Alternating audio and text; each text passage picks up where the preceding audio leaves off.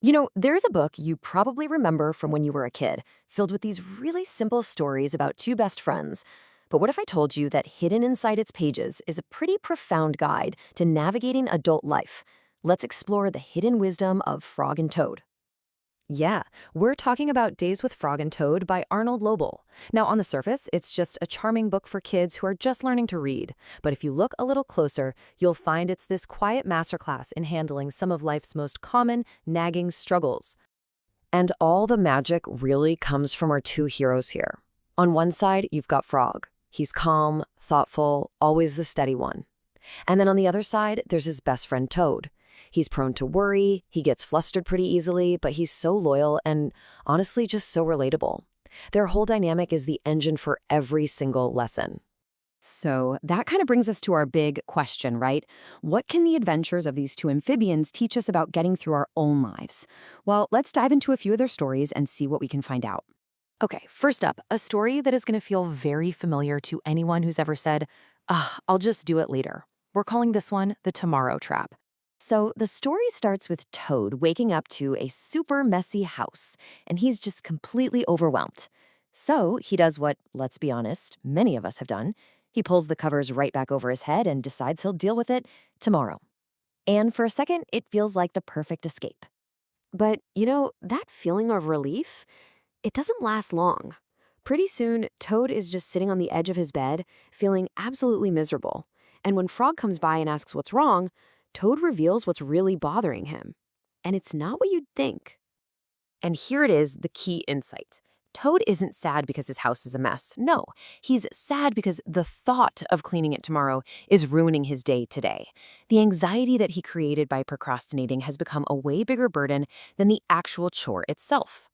So, with a little quiet encouragement from Frog, Toad just starts tackling his chores. And with every small task he finishes, he feels a little bit better. The lesson here is so simple, but it's so profound. By doing the work now, he didn't just clean his house, he totally reclaimed his peace of mind. He gave a gift to his future self. So that was a lesson in just taking action.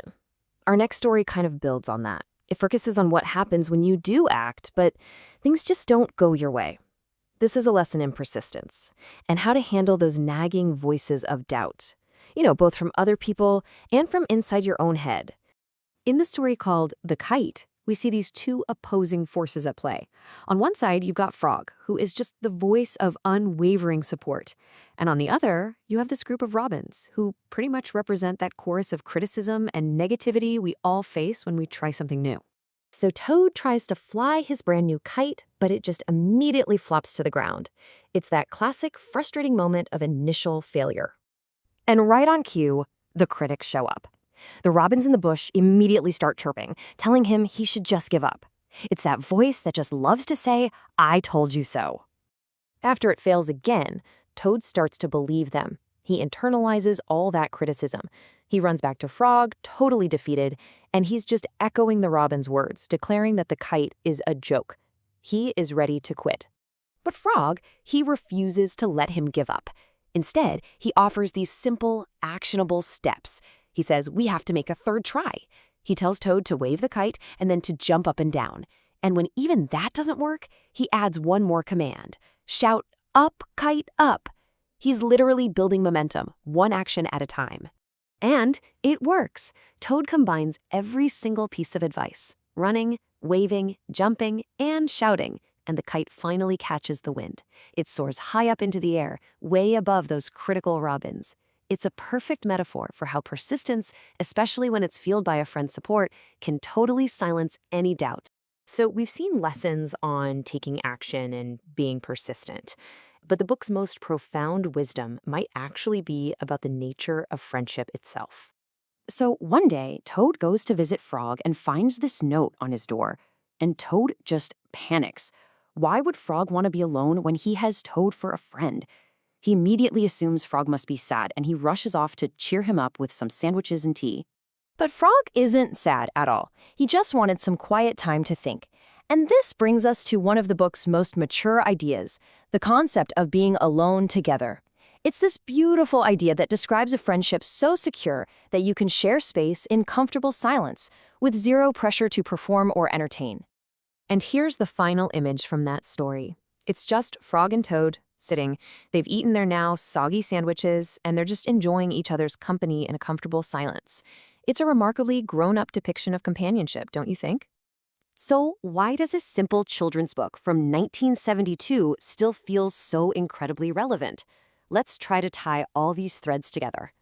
Well, when you put it all together, the wisdom is just timeless. We learn that taking action is really the only true antidote for the anxiety that procrastination causes.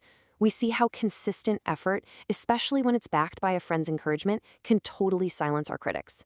And maybe most importantly, we discover that the strongest friendships are built on a foundation that allows for both togetherness and solitude, reminding us that our everyday worries, they're universal. We all feel them.